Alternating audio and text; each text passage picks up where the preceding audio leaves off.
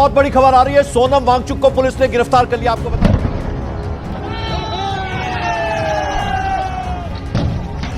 कि लद्दाख में किस प्रकार से जेन जी के नाम से कुछ प्रोटेस्ट दिखाने की कोशिश हुई कि जेन जी ने किया है। ये कांग्रेस का ही प्रोटेस्ट था। हम 15-15 घंटे पढ़ रहे हैं लाइब्रेरी में, तो पेपर 15 लाख में बेच रहे। हमारे बाप के पास 15 लाख नहीं तो वो कहाँ से देंगे।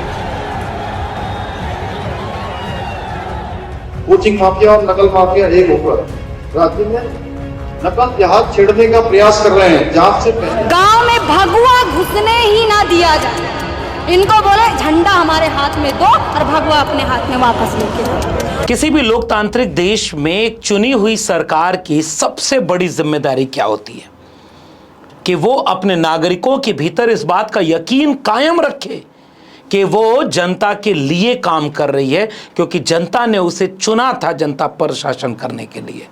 लेकिन क्या होगा अगर इसी मुल्क के किसी इलाके के लोग अपने देश की सरकार से सवाल करें, उसे अपना हक मांगे, उससे ये कहें कि हमारी आवाज़ को सुनो, और ये कहते हुए जब वो कई दिन आंदोलन करें तो वो सरकार पहले तो उन्हें अनसुना करे, अमूमन उनको नजरअंदाज करे, फिर एक दिन उनमें से कुछ लोग आक्रोशित होकर सड़क पर उतर जाएं, तो सरकार अपने ही नागरिकों को कभी नकल जिहाद कह दे। कोचिंग माफिया और नकल माफिया एक होकर राज्य में नकल जहाज छेड़ने का प्रयास कर रहे हैं, तो कभी कह दे कि ये लोग विदेश से फंड लेकर के देश को अस्थिर करना चाहते हैं और गिरफ्तार कर ले से बहुत बड़ी खबर आ रही है। सोनम वांगचुक को पुलिस ने गिरफ्तार कर लिया। इस देश में उत्तराखंड से लेकर लद्दाख तक इस समय यही हो रहा है। आज जब मैं ये वीडियो शूट कर रहा हूं तो ये खबर आ रही है कि लद्दाख में अपने ही राज्य के नागरिकों के लिए जो पूर्ण राज्य का दर्जा न मिले, वहाँ के लोगों को रोजगार न मिले, वहाँ की बुनियादी समस्याएं न सुलझी जाए, वहाँ विकास के लिए वो मॉडल न डेवलप हो जिससे कि लद्दाख के लोग भी इस देश के बराबर के शहरी हों, इसकी कोई आवाज़ बुलंद करे, तो इसके आंदोलन के प्रमुख चेहरे को गिरफ्तार कर लिया जाए। लेह पुलिस ने सोनम वांगचुक को गिरफ्तार कर लिया है। मैंने पहले भी आपको बताया कि सोनम वांगचुक से अगर आप परिचित न हो तो एक ऐसा सामाजिक कार्यकर्ता, एक ऐसा बुद्धिजीवी, एक ऐसा पर्यावरणविद जिसका एक चेहरा आपने 3 इडियट फिल्म में पुनशुंग वांगडू के कैरेक्टर में जिसे आमिर खान ने प्ले किया था उसके बारे में देख सकते हैं। लेकिन उससे भी बड़ा उनका जीवन संघर्ष, पिछले कई वर्षों से वो लगातार संघर्ष कर रहे हैं, और 24 सितंबर को 6 साल से चल रहे आंदोलन में आगजनी हो गई। भारतीय जनता पार्टी का ऑफिस फूंक दिया वहां के नागरिकों ने। उसके बाद से बीजेपी का आईटी सेल कभी कांग्रेस के नेता राहुल गांधी को घेरने के लिए एक झूठी खबर चलाता है कि कांग्रेस का कार्यकर्ता बीजेपी का पार्टी ऑफिस फूंक रहा है। जब फैक्ट चेक होता है तो पता चलता है कि वो कांग्रेस का कार्यकर्ता नहीं है, कोई और है। वहीं दूसरी तरफ सोनम वांगचुक को पुलिस उठा ले गई, हिंसा का दोषी बता रही है, विदेशी फंडित बता रही, और उत्तराखंड में नकल, पेपर लीक और बेरोजगारी से तंग हाल नौजवान जब सड़क पर उतर गए तो पुष्कर धामी की बीजेपी सरकार उन नौजवानों की आवाज सुनने की बजाय उनको नजरअंदाज करते हुए उनके गुस्से को बढ़ा रही है। एक गुस्सा जब बीजेपी पार्टी ऑफिस फूंक दे रहा है, ये बात आपको सुनकर समझ में आ रहा है कि पिछले 10-11 साल के बीजेपी की सरकार में लद्दाख तक में बीजेपी का बड़ा बड़ा ऑफिस है। अब इसके आगे बाकी छोड़ देते हैं। फकीर आदमी था ना, झोला लेके चल देगा, उसे कुछ लेना देना था नहीं। पूरे देश के हर जिले में बीजेपी का बड़ा ऑफिस करोड़ों अरबों रुपए खर्च करके बीजेपी ने बनवाया। दान से बना होगा, 10-10 रुपये चंदा दिया होगा बीजेपी के करोड़ों कार्यकर्ताओं ने, उससे ये अरबों रुपए के पार्टी ऑफिस बन गए पूरे देश में आरएसएस के, बीजेपी के। ऐसा ही पार्टी ऑफिस लद्दाख में, उसको फूंक दिया, और फूंकने के बाद मौका मिल गया। मांग ना सुनी जाए, 4 मांग। लद्दाख को पूर्ण राज्य का दर्जा क्यों नहीं? वहां एक सांसद चुना जाता है, 2 चुना जाए ताकि उनकी आवाज सदन तक सुनाई दे।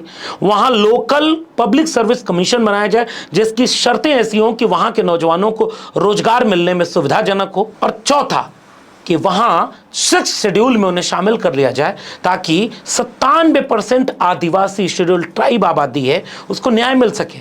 लेकिन लद्दाख की आवाज, मणिपुर, असम, अरुणाचल की आवाज, केरल की आवाज़, पंजाब की आवाज़, दिल्ली जैसे शहरों और राजधानियों को, उनके बैठे नेताओं को और मीडिया के लोगों को कहाँ सुनाई देती है? केवल उन्हें यह दिखाई देता है कि जब उनका आक्रोश सड़क पर आ जाए तो कोई पाकिस्तानी, कोई खालिस्तानी, कोई आईएसआई, कोई चीन का एजेंट, कोई विदेशी एजेंट, कोई देश को ही अस्थिर करने वाला करार दिया जाता है। क्या आपको पता था कि लद्दाख में 4 मांग हो रही और जेन जी यानी नौजवान वहां का सड़क पर उतर गया?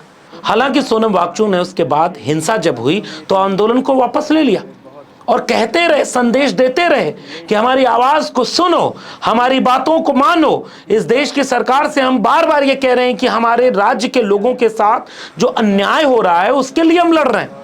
मैं चाहता हूं कि सोनम वांगचुक की कुछ बातें आपको सुननी चाहिए। कहीं भी हिंसा का समर्थन नहीं किया, कहीं भी कुछ नहीं किया। अपने इनकम टैक्स का, अपने एनजीओ के खर्चे का सारा तो सरकार को दिया है, फिर इसे विदेशी फंडेड, देश को अस्थिर करने वाला या जो कुछ बता रही है सरकार, तो फिर सरकार क्या कर रही है? यानी जो व्यक्ति अपने राज्य के लिए लड़ रहा है उसकी बात सुनने की बजाय उसे ही अप्रासंगिक, विवादित, भ्रष्टाचारी, देश विरोधी घोषित कर दो। आवाज दब जाएगी, आंदोलन कमजोर हो जाएगा।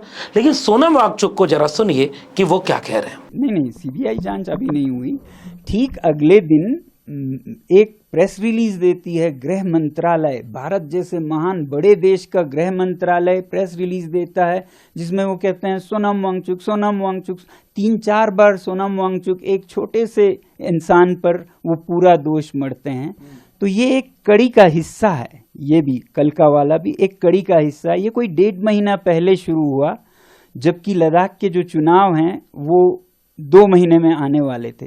ये वही चुनाव है जिसमें लोग मांग कर रहे हैं कि पिछले चुनाव का वादा पूरा कीजिए अगले में जाने से पहले। पिछले चुनाव का वादा था कि आपको 6वें शेड्यूल में लाएंगे, तो अब लोग मांग कर रहे थे इसे पूरा किए बिना हम आपको नहीं जाने देंगे। उनमें से बड़ी आवाज मेरी थी, तो मुझ पर उन्होंने निशाना साधा और 1.5 महीना पहले हमें बताया गया कि आप पर एक FIR है, वो भी देशद्रोह का है। उसके बाद हमारे विद्यालय की ज़मीन वापस ले जा रहे हैं, ऐसा नोटिस आया। उसके बाद सीबीआई की इंक्वायरी, ये 2 हफ्ते पहले की बात है, सीबीआई की, फिर इनकम टैक्स के, पता नहीं क्या क्या। तो सीबीआई के नोटिस में ये लिखा है कि 2022 से 24 में आपकी संस्था ने विदेशी मुद्रा ग्रहण किया, जबकि आपके पास अनुमति नहीं है, FCRA नहीं है। हमने FCRA नहीं लिया क्योंकि हमारा इरादा नहीं है विदेशों से हम भीख मांगे। फिर मैं चाहता हूं कि बीजेपी की उस प्रेस कॉन्फ्रेंस को भी जरा गौर से सुनिए जिसमें एक व्यक्ति की फोटो दिखाकर बीजेपी के नेता ये कह रहे हैं कि कांग्रेस का कार्यकर्ता है, वहां का पदाधिकारी है और बीजेपी की पार्टी ऑफिस पे आग लगा दिया। कि लद्दाख में किस प्रकार से जेन जी के नाम से कुछ प्रोटेस्ट दिखाने की कोशिश हुई कि जेन जी ने किया है, मगर जब तफ्तीश हुई, व्हेन इट वाज इन्वेस्टिगेटेड, तो मालूम पड़ा कि जेन जी का नहीं, ये कांग्रेस का ही प्रोटेस्ट था। और आप देख सकते हैं कांग्रेस के काउंसलर स्टानजिंग सेपांग, ये है कांग्रेस के काउंसलर स्टानजिंग सेपांग। और बाद में फैक्ट चेक में पता चल रहा है और एक वीडियो तो सोशल मीडिया पर वायरल होने लगी जिसमें एक व्यक्ति सामने आकर कह रहा है कि मैं कांग्रेस का नेता हूं, मेरे चेहरे का गलत इस्तेमाल करके फेक खबर चला दी भारतीय जनता पार्टी ने, मैं मानहानि का मुकदमा करूंगा, बीजेपी के लोगों के ऊपर सवाल करता हूं कि साबित करो कि ये कौन है। भारतीय जनता पार्टी देश इस तरह चला रही है, जो व्यक्ति आंदोलन कर रहा है उसको गिरफ्तार कर रही है और नौजवानों को आक्रोशित कर रही है, उनकी मांग को नजरअंदाज करती है, ताकि इंतजार करती है कि उनका सब्र का बांध कब टूटे।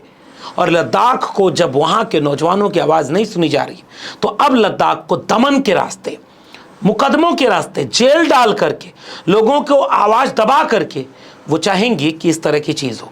ऐसे आंदोलनों में अक्सर ये होता है कि जो आंदोलन के मुख्य चेहरे होते हैं वो तब तक चुप रहते हैं। जैसे मैं आपको बताऊं कि ये आंदोलन हिंसक कब हुआ, जब इतने साल से वे नौजवान बोल रहे थे, उनकी आवाज़ कोई नहीं सुन रहा था। सोनम वांगचुक पैदल दिल्ली तक आए थे, आपको पता है, भूल गए होंगे आप। अंतिम हद तक जब अनशन पर बैठे तो उसमें से 2 व्यक्ति इतने बीमार हो गए कि हॉस्पिटल जाना पड़ा। उसके बाद उनको गुस्सा आया कि हमारी जान की, हमारी मांग की, हमारे वजूद की इस देश में कोई कीमत है। और सरकारें इसी दिन का इंतजार करती हैं कि बेटा तुम्हारी बात सुनेंगे नहीं, तुम्हें विवादित बनाएंगे, अपने टीवी चैनलों से तुम्हारे खिलाफ रिपोर्टिंग करवाएंगे और जैसे ही तुम कोई हिंसा का सहारा ले लो फिर हम तुमको कुचल डालेंगे, जेल में डालेंगे, फर्जी मुकदमा कर देंगे और कहेंगे कि देखो देश विरोधी हो।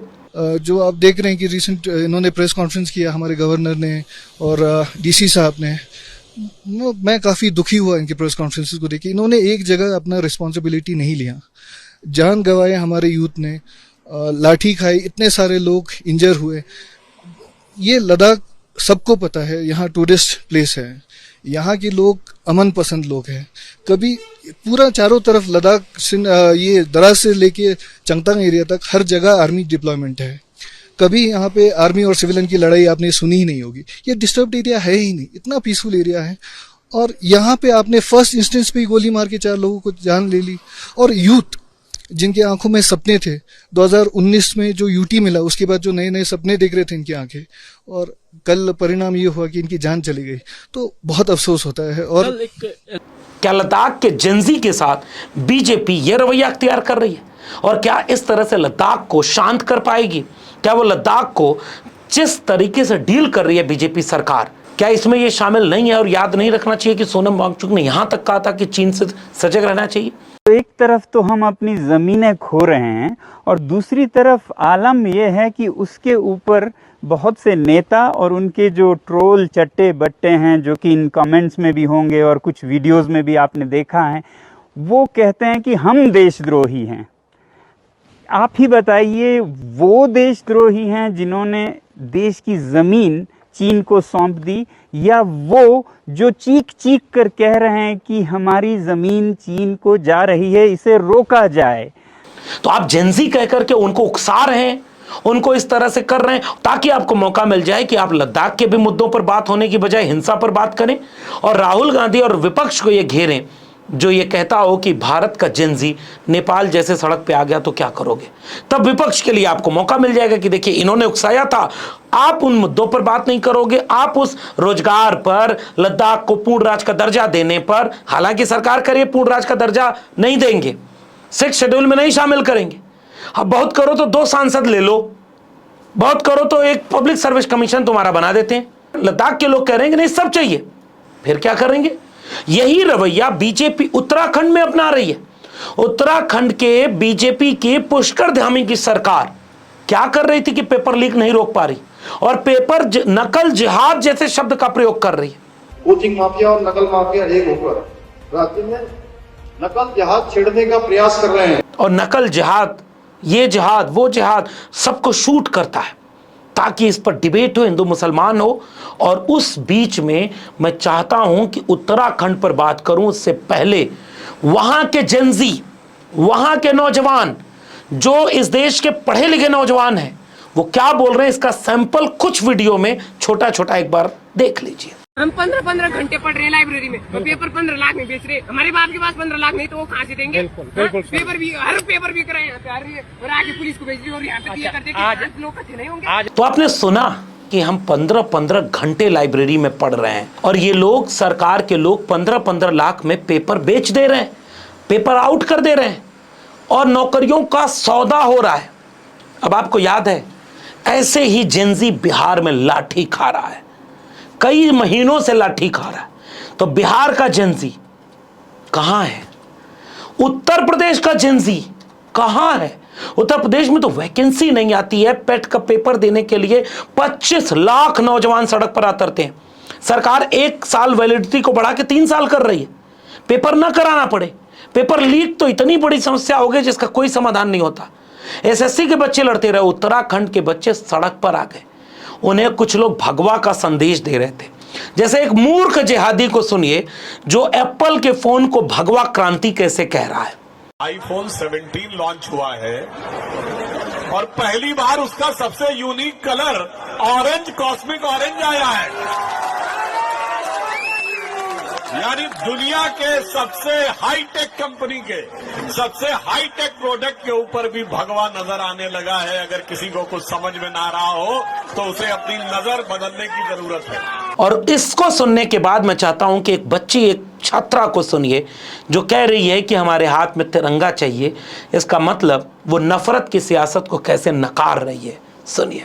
गांव में भगवा घुसने ही ना दिया जाए, इनको बोले झंडा हमारे हाथ में दो और भगवा अपने हाथ में वापस लेके जाओ। क्योंकि हमारे संविधान में हमें सिखाया है कि सिर्फ हिंदू धर्म सर्वोपरि नहीं है, भारत के समस्त धर्म सर्वोपरि है। हम हिंदू धर्म के नाम पे बेवकूफ नहीं बनने वाले। क्योंकि सरकार अंधभक्त मत होइए, क्योंकि सरकार हिंदू धर्म के नाम पे हमें बेवकूफ बना रही है।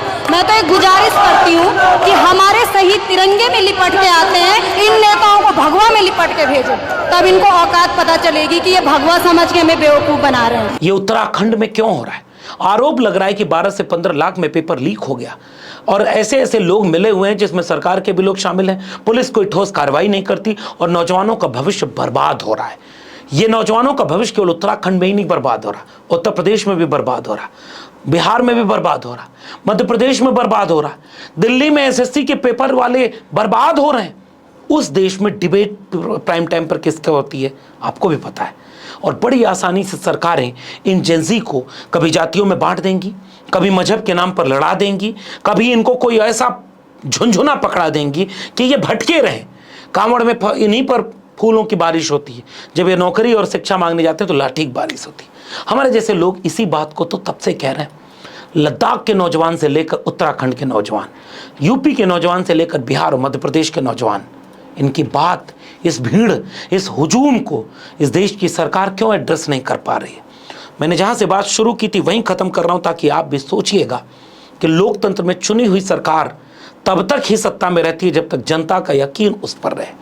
लेकिन सरकारें जब नाकाम हो जाती हैं तो वो जनता को लड़ाती हैं आपस में। मैंने प्रोफेसर की डायरी में अपनी किताब में भी ये बात लिखी थी कि कैसे दो जरूरतमंदों को आपस में लड़ाना राजा के हक में जाता है, लेकिन एक समय तक ही लोग मूर्ख बनाए रह सकते हैं। कि कहावत है ना कि थोड़े से लोगों को थोड़े वक्त के लिए, ज़्यादा लोगों को भी थोड़े वक्त के लिए, सारे लोगों को भी थोड़े वक्त के लिए, लेकिन सारे लोगों को हमेशा के लिए मूर्ख नहीं बनाया जा सकता। इस देश का जेनजी सड़क पर उतरकर सवाल कर रहा है और भाजपा इन सवालों को एड्रेस करने के बजाय इंतजार कर रही है कि कब इन पर फर्जी मुकदमा डालें, कब इनको हिंसा के उकसाएं, ताकि ये भड़क जाएं तो विपक्ष को भी कटघरे में खड़ा कर दें और इन नौजवानों का करियर बर्बाद कर दें, आंदोलन खत्म हो जाए, फिर चुपचाप ये अपनी किस्मत को कोसें। लेकिन जनता बड़ी समझदार होती है, वो उचित समय पर उचित जवाब देगी। फिलहाल आपको क्या लगता है नीचे टिप्पणी में अपनी प्रतिक्रिया जरूर दीजिएगा। इस वीडियो में इतना ही। अगर अब तक मेरे चैनल को सब्सक्राइब नहीं किया है तो जाते थे चैनल को सब्सक्राइब करना मत भूलिए। शिक्षा, रोजगार, कलम, किताब, संविधान पर बात हमारे चैनल पर मिलती रहेगी। इसे देखने के लिए अगर आप ज्वाइन करेंगे तो हमें ताकत हिम्मत मिलेगी।